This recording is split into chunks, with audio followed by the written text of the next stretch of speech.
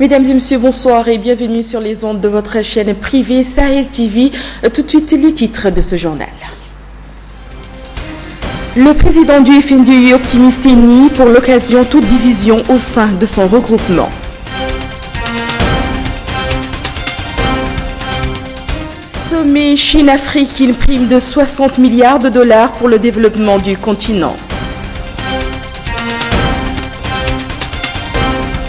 Et puis la fin des journées portes ouvertes sur l'aéroport international de Nouakchott au Tounsi.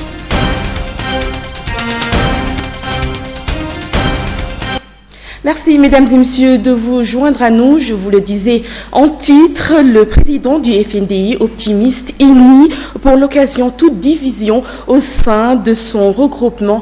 C'était au cours d'un point de presse tenu cet après-midi à l'issue de la réunion du bureau exécutif du FNDU. Écoutons à ce propos M. Ahmed Salem Bouhoubeini.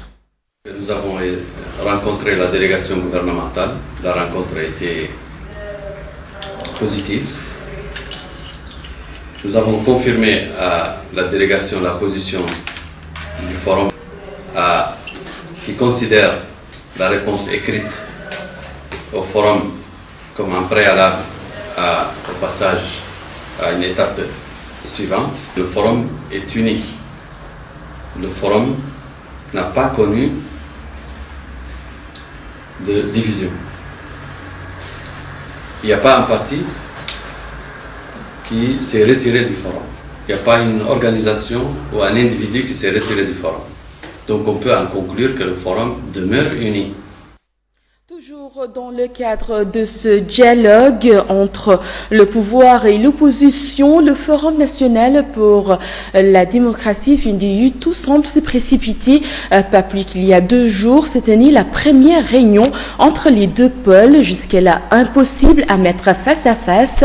Mais cette réunion suffit-elle pour croire qu'un accord est probable? Et quel prix le FNDU a-t-il à payer pour envisager la reprise d'un processus interrompu il y a quelques mois? Une analyse de Mohamed Delemine Seyiti. C'est en avril dernier, la veille de la présidentielle, que le FNDU et la majorité présidentielle se sont quittés sans aboutir à un accord permettant la poursuite d'un dialogue ouvert pour quelques jours. Le FNDU exigeait une réponse écrite à ces doléances avant de poursuivre, tandis que la délégation gouvernementale estimait qu'il était très tôt de passer à l'écrit qui doit conclure le processus et non pas le commencer. Dès sa prise de fonction comme président du forum, Maître Ahmed Salem Bouhoubeini déclarait sa disponibilité à ouvrir une nouvelle page et de rétablir les passerelles. Plus vint l'appel du ministre secrétaire général de la présidence demandant au président du FNDU une rencontre visant à permettre la reprise du processus. Un peu comme s'il reprenait les termes de la déclaration du FNDU. Depuis, la balle est dans le camp du forum. Le dialogue est une nécessité. Nous n'avons pas d'autre choix que d'aller au dialogue. La Mauritanie nous interpelle pour sa gouvernance. La Mauritanie nous interpelle pour son unité. La Mauritanie nous interpelle pour sa cohésion. La Mauritanie nous interpelle pour sa sécurité dans une sous-région qui connaît des problèmes de sécurité. Mais les divergences entre les composantes du pôle politique composant le FNDU ont fait traîner la prise de décision. 5 semaines n'ont pas suffi pour aplanir ces divergences. La règle du consensus, différemment comprise par les protagonistes, risque d'emporter ce regroupement politique qui a rassemblé plusieurs pôles. Le pôle politique comprenant les partis de l'opposition dite radicale, principalement le RFD, Tawassul, l'IFP, Hatem et le CDN. Le pôle des syndicats, celui des personnalités indépendantes, une configuration qui risque de sauter à la suite de cette reprise des concertations. Chacun des protagonistes refuse la légitimité de parler au nom du forum. D'un côté, les récalcitrants menés par le RFD, l'un des poids lourds du pôle politique. Ils soutiennent que la délégation présente mercredi au Palais des Congrès ne représente pas le FNDU. La détermination du FNDU d'aller au dialogue est constante et exprimée de façon extrêmement forte. De l'autre, tous ceux qui ont accepté de répondre à l'invitation du pouvoir et qui estiment qu'il n'y a pas de solution de réchange, d'alternative au dialogue pour résoudre ce qu'ils considèrent être une crise politique grave. Le FNDU risque cependant de payer le prix fort de ce rapprochement, lui qui a déjà payé par la politique le boycott qu'il a mis hors jeu. Le président chinois promet 60 milliards de dollars d'aide aux pays africains, principalement sous forme de prêts. Une annonce très applaudie au sommet Chine-Afrique qui s'est ouvert ce vendredi à Johannesburg, en Afrique du Sud. En 2015, la Chine est devenue le principal partenaire économique de l'Afrique. Les investissements du géant grandissent au sein d'un continent dépendant de ses exportations de matières premières. Mohamed El Mokhtar. Les négociateurs ont été vivement priés par le président de la COP21, Laurent Fabius, d'accélérer la cadence en cause. Un premier projet d'accord encore illisible. Explication.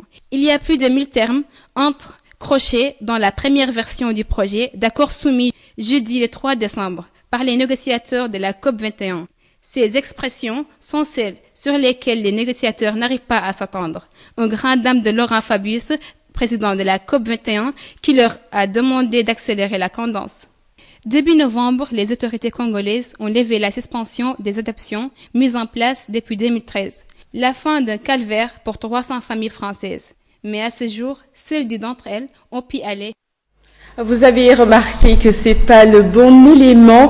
Donc, je vous le disais, le président chinois promet 60 milliards de dollars d'aide aux pays africains, principalement sous forme de prêts. Une annonce très applaudie au sommet Chine-Afrique qui s'est ouvert ce vendredi à Johannesburg, en Afrique du Sud. En 2015, la Chine est devenue le principal partenaire économique de l'Afrique. Les investissements du géant grandissent au sein d'un continent dépendant de ses exportations de matières premières. Mohamed El Mokhtar nous en dit plus.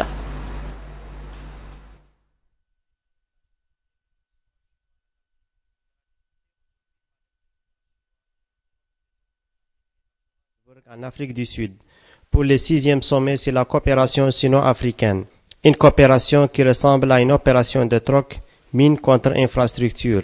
Les volumes commerciaux entre la Chine et l'Afrique sont passés de 10 milliards de dollars en 2000 à 300 milliards en 2015 et on compte plus de 2500 entreprises chinoises installées sur le continent.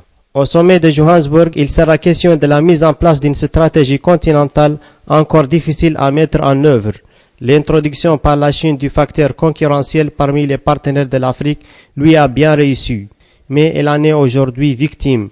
Les leaders africains réclament des retombées économiques significatives, notamment dans le domaine du transfert de technologies et de la diversification. La baisse de la croissance en Chine a obligé le pays à diminuer ses échanges avec le continent noir, ce qui a affecté les économies de certains pays très dépendants de leurs exportations vers la Chine. La Zambie, gros producteur de cuivre, a vu la valeur de sa monnaie chuter de 45% à cause de la diminution de 80% de ses exportations de cuivre vers la Chine.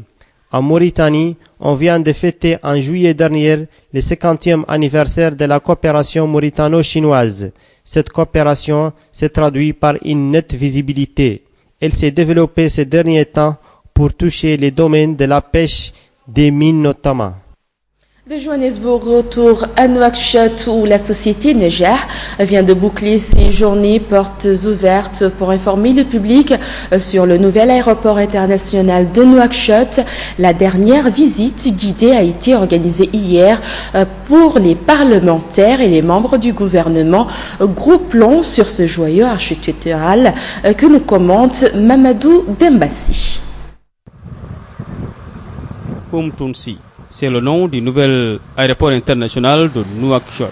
À une trentaine de kilomètres au nord de la capitale surgit le nouvel aéroport construit au milieu de la dépression de l'Aftout, là où il y a 3 ans on ne trouvait encore strictement rien, si ce n'est quelques gazras, refuges de citadins à mal de bédouinité.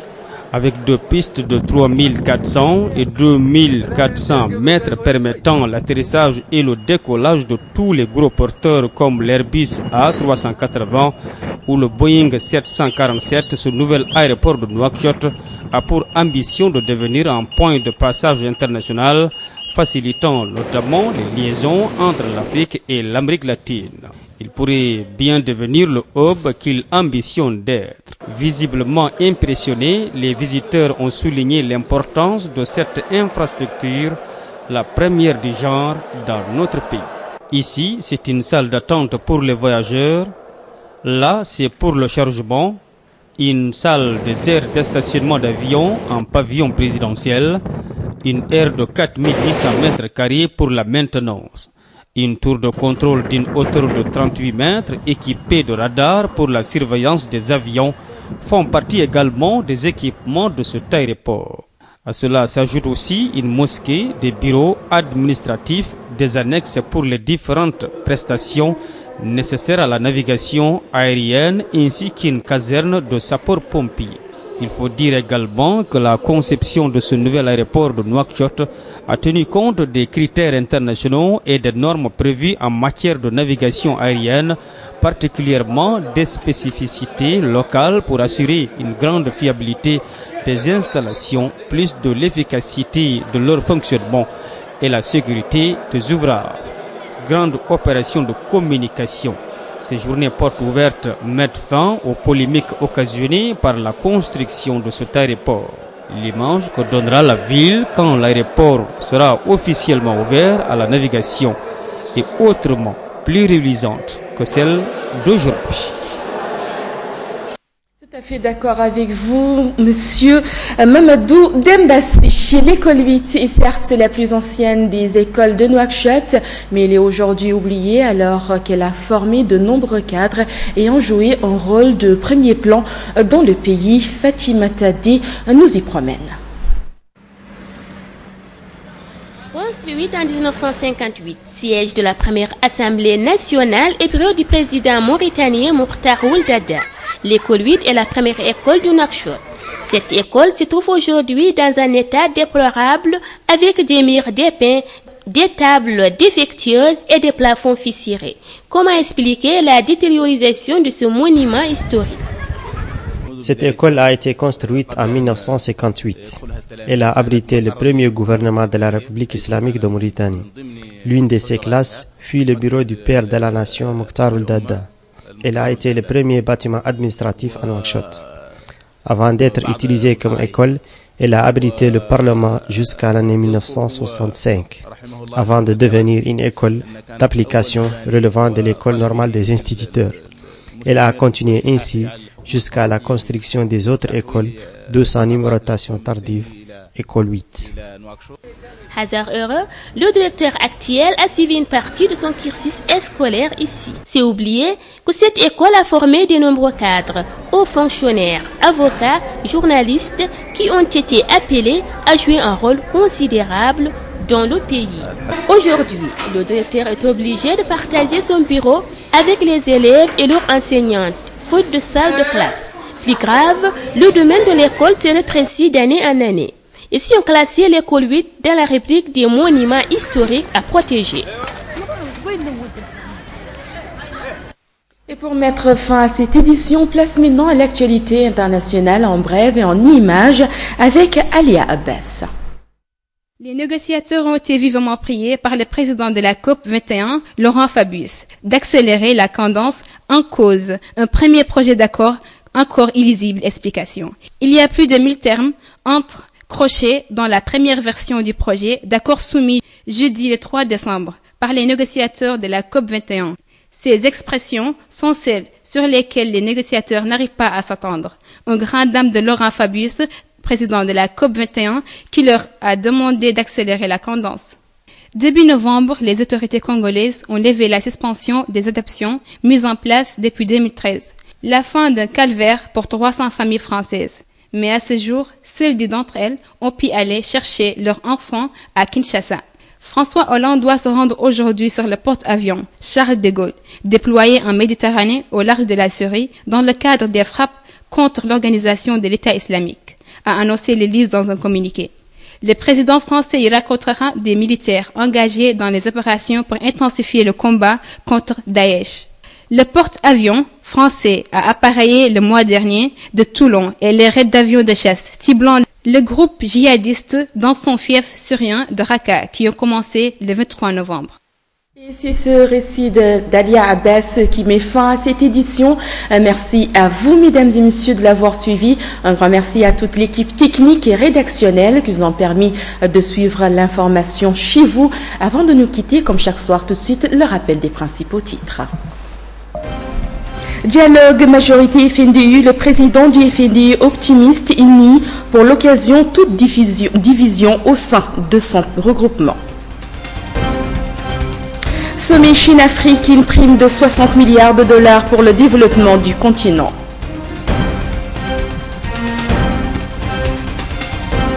Et puis toujours dans cette édition, la fin des journées portes ouvertes sur l'aéroport international de Nouakchott, Umtunsi.